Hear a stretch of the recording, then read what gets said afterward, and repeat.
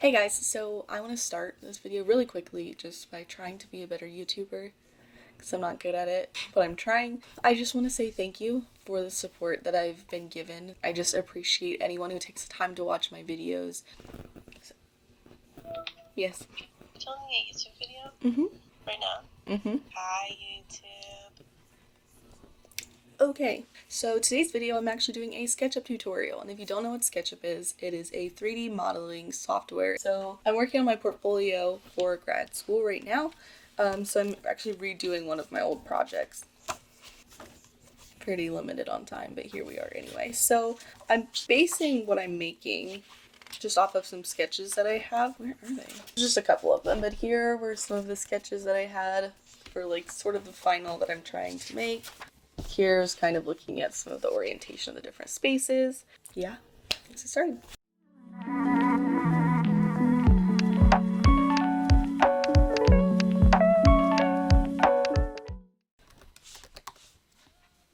And I have 2020. I do pay for this. There are free versions if you get older versions of SketchUp, but I have SketchUp Pro, but it's only, I think it's $55 a year, and that's all you have to pay for it. So it's really not bad. This is essentially what it'll look like for you if you're completely new to SketchUp. So I'm just gonna do an architectural one. Yeah, I'm just gonna really basically go through some of the tools, and then I'm just gonna start making my model. I'm going to start with just moving around the space. The orbit tool, you have the pan tool, and then you have the zoom tool. If you use the zoom tool, if you grab it and if you move down, like hold your mouse and you move down, it's going to zoom out. Versus if you hold your mouse and you move up, it's going to zoom in. Pan tool, which if you click and just move, it's going to drag it. Orbit tool. So this is the one that I use the most often. If you click, and you can start to move your pencil tool. If you click on this little drop down, you have line, you have freehand. The freehand tool is absolutely horrible. You're really just drawing like this. First of all, this looks terrible. So what happened was I made this a closed shape. So now this has a face in it, which you can click on. It has these dots so you know that it's a closed object. And I'm going to use the regular pencil tool. This will make straight lines.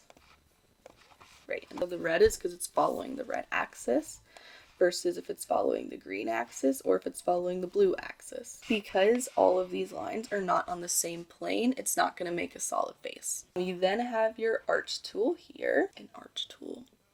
Sorry. You have an arc tool. You can just play with them to see if you can get what you want from it. To do that, I can use the pencil tool and make this a closed shape. Your rectangle tool, which also has circles, polygons, rotated rectangle. I've actually never used rotated rectangle. Oh.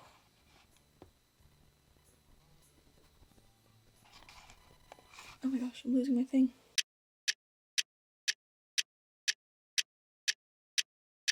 Okay, that would have been super helpful. So anyway, you have your circle tool. You just click, drag, over. I'm just going to pull out. So over here in the bottom right corner, it has radius. So that is where you're going to be able to put in measurements for absolutely any tool, essentially. So this here is your push-pull tool. It's going to start to recognize these faces that I can grab. Click this and pull up. It's going to extrude that face. This is your offset tool. So this recognizes faces too. So it's going to see this face. It's going to grab this edge. I clicked, and then I can start to pull in and out. You can set again in the bottom right a specific distance. If you don't want to, if I'm not going to right now, you can just click and it's going to make an offset here. And then what you can do is you can grab your push-pull tool again, click in the middle and pull it down. Where it's made that little red square, that's telling me that it's lined up with the bottom edge of this shape. So I'm going to click that. Now it's gone and I have this hollowed out three-dimensional object. This is your move tool. You have to be careful. I'm going to show you. So I'm going to make this. If you grab this tool and you right click, go to make a group, it's going to make this one entity. All these faces, lines are going to come together. So when you click on this, it's going to grab the whole thing. And if I grab this to move it, it's going to move the entire thing, as opposed to if I come here, it's going to just start to pull this because it's not a grouped object. Jeez, I'm trying to go quickly through these. It's kind of hard. So this is your rotate tool. So here it's like the blue right now because it's based on the blue axis. So then you're going to have these black ones that just grab anywhere and you just have to play with them and it'll start to rotate all over the freaking place. On this Honestly, I don't know what this does. Oh, yeah, your scale tool, duh. Measure tool, very helpful. It's just telling you how, like, the length of something. It tells you in that bottom right corner again. This is for drawing leaders. You can retype stuff, blah, blah, blah. Literally never use it. Paint tool. So this is going to open this window over here, and you have all these different textures. So they're going to look horrible, but it's helpful. So I can just pick one of these colors if I wanted to, grab it, and it'll start to paint faces because that's a group. It's going to paint the whole object. So yeah, hopefully that helps a little bit. But I'm just going to start making my model, and we'll see where it goes.